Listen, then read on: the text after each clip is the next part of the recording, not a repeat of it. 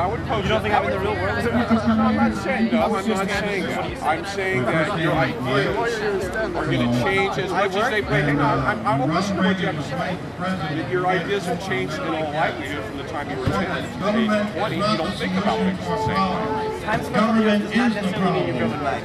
All I'm saying is that your perspective as you go through life will change. It won't stay the same. That's certainty. And they're changing. They have been changing my whole life. I was raised a Christian. I was raised a conservative Protestant, and I'm no longer that. You're right. My ideas have changed. Okay. Well, let me put it to you this way: are you so deeply seated in your convictions that you're not willing to listen to an opposing point of view? Okay, so you're willing to listen. So instead of retorting with one-liners or I'm gay people or what have you, is that people are here for a reason? Well, I'm going by what you said. You said you're representing gay people. Isn't that what you said? Okay, well, that's all I'm saying to you. Is that a lot of things that Tea Parties, have said about gay people, and it offends me. So I'm here to represent gay people. Okay, what have they said about gay people? I've heard many, like, ignorance. Well, no, I'm just curious if you've heard that. What have they said and where have you heard it? Gay rights in general, that they do not vote pro gay rights. Specifically. I can't quote them. Well, no, How you're do you coming feel in about here gay with rights? conviction. I think a gay person should be able to do what they want to do. Here's the problem. They should be able to have Here's the problem. Why? Why is it separate? Why do we have to adjust to accommodate you guys? For stopping the North American Union and for a sound money system. So I was asked, back in 2006, I was actually the gubernatorial campaign manager for Art Olivier, who was the Libertarian gubernatorial candidate. I met Aaron Russo. How many here have seen the film America Freedom to Fascism? Well, God bless Aaron. He's looking down on us. I'm telling you, I'm sure he's proud. I learned a lot from him. I learned about Ron Paul. I learned about the creature from Jekyll Island, Arthur, G. Edward Griffin. It changed my life. And I was asked by Ron Paul to endorse him in 2008, which I did. In our own campaign, we've not only been endorsed by the Ron Paul crowd, but we've been endorsed by Chuck Baldwin. We've been endorsed by G. Edward Griffin himself, the National Veterans Coalition, and we have a lot more coming. And I'll tell you why people are coming to our campaign, because I am fighting for freedom. I am fighting for the middle class, and I mean what I say, because my husband and I are business owners. We're part of the middle class. And I can assure you that if I'm elected into office, this economy is going to change. We are the 8th largest economy in the world. The 8th largest economy in the world. But are you seeing any of the money? Do you see any of the money? All we are seeing is the same thing over and over and over and over and over again. Why do we keep voting the two-party system? I got off that train because I have a child. I have a child and I'm sick and tired of what I'm seeing. First we had Bush Sr. as president, and he gave us the New World Order. Then we had Clinton, and he gave us NAFTA. Then we had Bush Jr., and he gave us the Patriot Act and the North American Union. And now what are we getting? We're getting cap and trade and czars. How many of you here like Obamacare? I don't understand this. Why would anybody want to put their life? See, my life matters. I'm a human being. Why would you want to put your life in the hands of a government? So, nothing's changing. In our own state, we repealed Gray Davis, the Democrat, because he was taxing us and overregulating us. So what did we get instead? The governor, the Republican, and he's done even a worse job. Why are we doing this? Why are we playing party politics? Thomas Jefferson clearly said that party politics would divide friendships and it would divide liberty. We have been so engrossed with each other fighting over social issues. And while we've been doing that, the government has been stealing from us, overregulating us. Are you happy with that? No! I don't know, I'm not convinced. Are you happy with that? No! All right, so we have to do something different this election. We have to take a turn, we the people, and unite, and I know it can happen. I'm in 3rd place without money. I'm seeing seen so many polls nationwide, Rasmussen, some of the others, NBC, that third-party candidates are going to start winning in 2010 and 2012. And we have to decide, do we want to save our party, or do we want to save our country? Country! I want to hear that, because I'm not convinced. You want to save your party, or do you want to save the country? Country! That's more like it. What we have to do in this state is we need to go to the Federal Reserve and have a sound money solution. We need to bring productivity back. We need to turn on the water in the Central Valley. We need to abolish AB 32. We need the legislature to go part-time. I'm for limited government. I don't want big government. Before I go, and I want you to think about this before I go, there's two directions we can go into.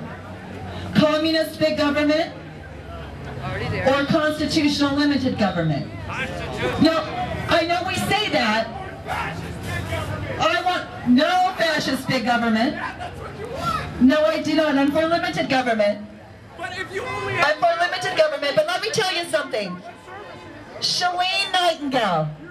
And you know that if we go back to limited government, it's going to mean some changes. And they might be painful. Eliminating income tax would be one of them. We have to decide, do we want programs or do we want freedom? Programs or freedom?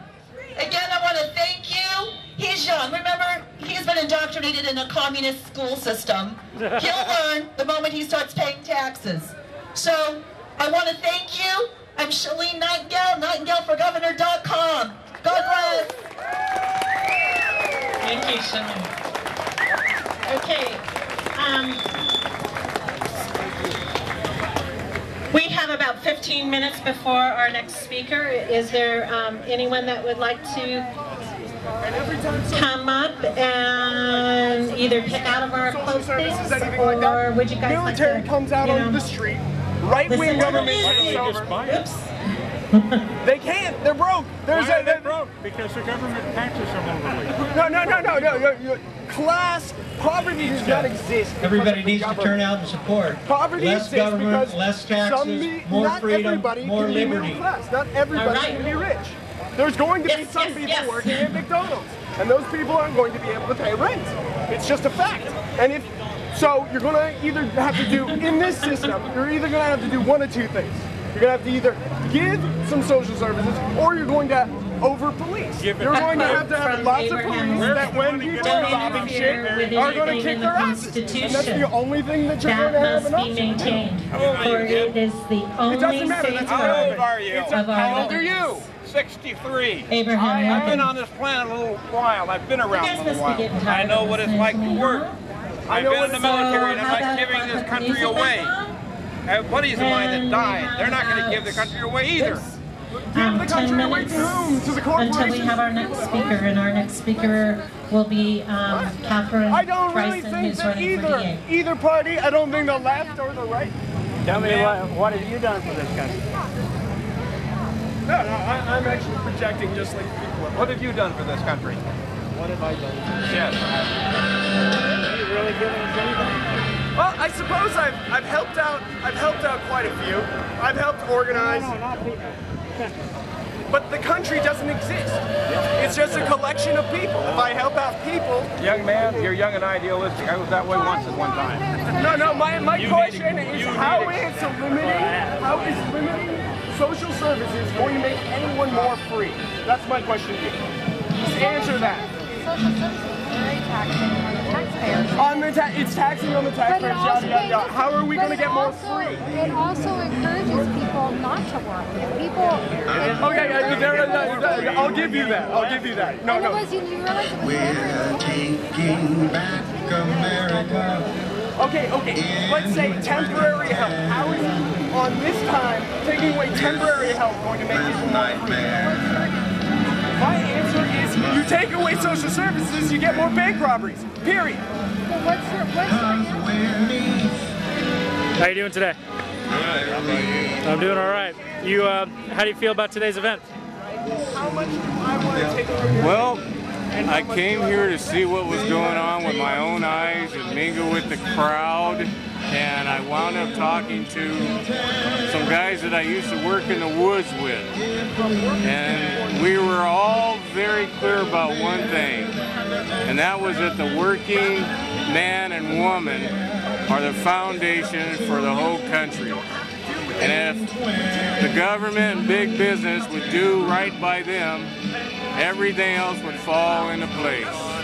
And the working man and woman have the biggest hearts in the world because they're going to work every day to take care of their families.